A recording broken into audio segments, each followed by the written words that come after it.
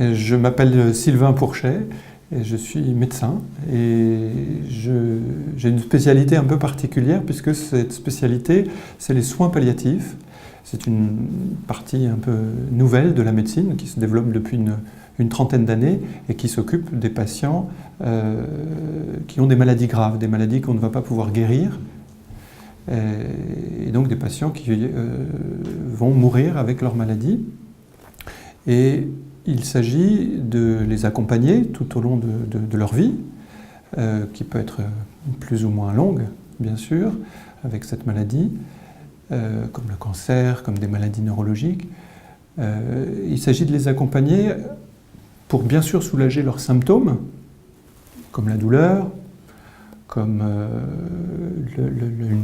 un essoufflement, une gêne respiratoire, comme de la dépression ou de l'anxiété. Donc il s'agit de soulager ces symptômes et aussi de leur permettre de continuer à vivre s'il y a un handicap, une difficulté, s'ils veulent rentrer à la maison, comment on va organiser les soins à la maison pour qu'ils puissent continuer leur vie chez eux, entourés par leurs proches.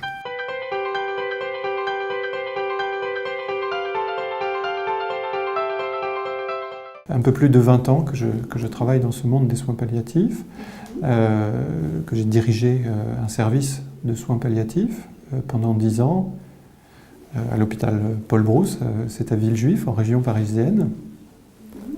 Et je me suis occupé également d'enseignement, puisque j'ai été responsable de l'enseignement universitaire des soins palliatifs pour notre université, qui est l'université de Paris 11.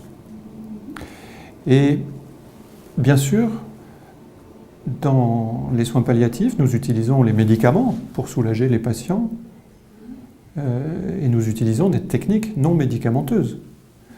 Et c'est dans ce cadre-là que moi j'ai découvert l'hypnose avec le docteur Jean Becchiot qui a travaillé aussi dans ce service à Villejuif et où nous avons développé l'utilisation des techniques d'hypnose en complément des traitements habituels pour soulager ces différents symptômes.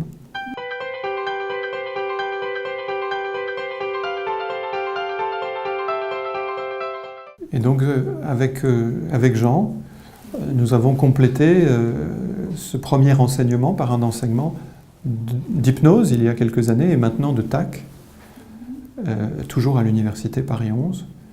Et maintenant, je suis le directeur avec Jean de cet enseignement.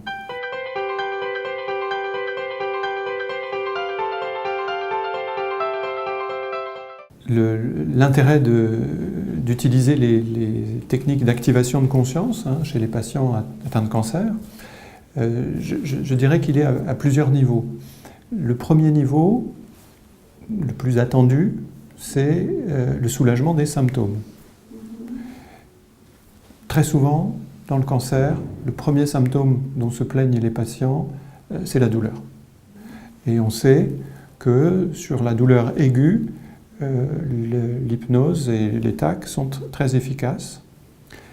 Et on commence à avoir des études qui montrent que sur la douleur chronique, il y a aussi un intérêt à pratiquer ces techniques. En France, une grande cause de cancer, c'est le cancer du poumon, chez le fumeur par exemple. Et c'est un cancer qui s'accompagne très souvent de gènes respiratoires. Et là aussi, on s'aperçoit que l'utilisation des techniques d'activation pour ces patients permet une amélioration de la fonction respiratoire et donc une meilleure qualité de vie.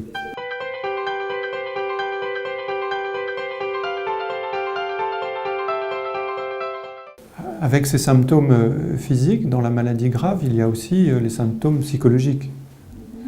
Les patients qui savent qu'ils ont une maladie qui ne va pas guérir sont inquiets, donc souffrent d'anxiété et même de dépression. Et là aussi, avec les techniques de psychothérapie classiques, on est un peu gêné parce que ce sont souvent des techniques qui demandent de voir le patient régulièrement et pendant une durée longue. Et parfois, l'espérance de vie de ces patients est très courte et il faut pouvoir améliorer quelque chose de l'anxiété ou de la dépression avec des techniques plus rapides. Et c'est là que les TAC sont bien sûr intéressants puisqu'ils permettent aux patients de plus rapidement se sentir mieux avec ou sans médicaments.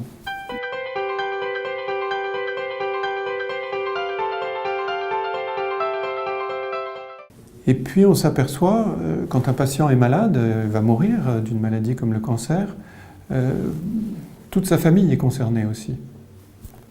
Et là aussi, le fait de pouvoir utiliser avec les familles, proposer en tout cas des techniques d'activation, peut leur permettre d'être soulagés d'une anxiété et d'une tristesse pendant la maladie, et même peut avoir un effet utile lorsque le patient est décédé sur la prise en charge du deuil, favoriser ce processus de deuil qui est un processus de cicatrisation naturelle que l'on peut favoriser pour le rendre plus efficace.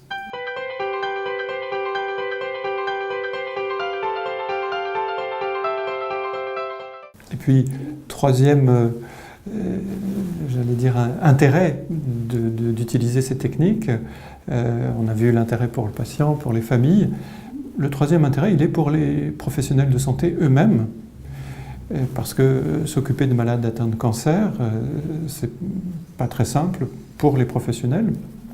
Et il est important que ces professionnels restent eux aussi en bonne santé mentale, j'allais dire, pour pouvoir continuer d'être positifs, disponibles avec les patients et avec les familles dont ils s'occupent. Et cet outil d'activation de conscience leur permet à eux aussi de se sentir mieux et d'être plus efficaces finalement dans le soulagement des patients et des familles.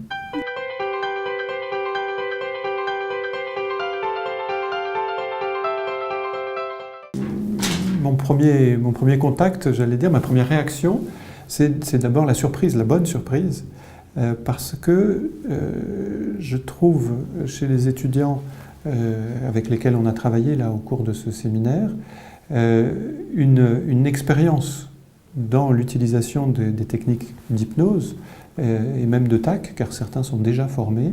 Ils ont déjà une expérience, ils ont une pratique.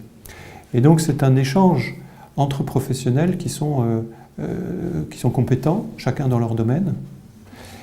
Et ça permet d'être plus précis dans l'enseignement et d'aller plus loin dans les questions auxquelles on doit répondre, j'allais dire, qui sont d'ordre culturel, c'est-à-dire des questions, la spécificité de l'utilisation de l'hypnose dans la culture russe, comment ça trouve sa place dans la culture russe, et c'est pas la même chose que ce que l'on peut observer en France ou même j'enseigne aussi au Maroc, c'est encore d'autres questions. Donc, il y a la technique en elle-même, ce que la science nous dit de la technique, et puis il y a la dimension culturelle, et ça c'est absolument passionnant, c'est à chaque fois une découverte.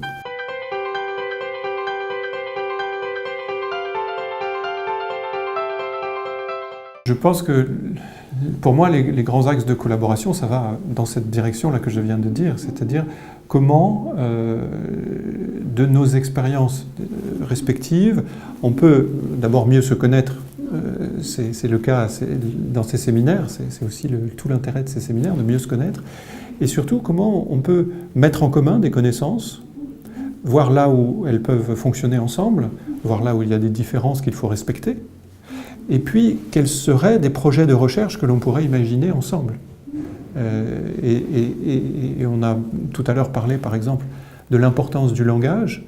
Vous êtes vous-même traductrice et voyez les difficultés à certains moments dans l'utilisation de certains mots, et on sait que tout ça a son importance pour activer le processus. Un mot plutôt qu'un autre, ça change les choses.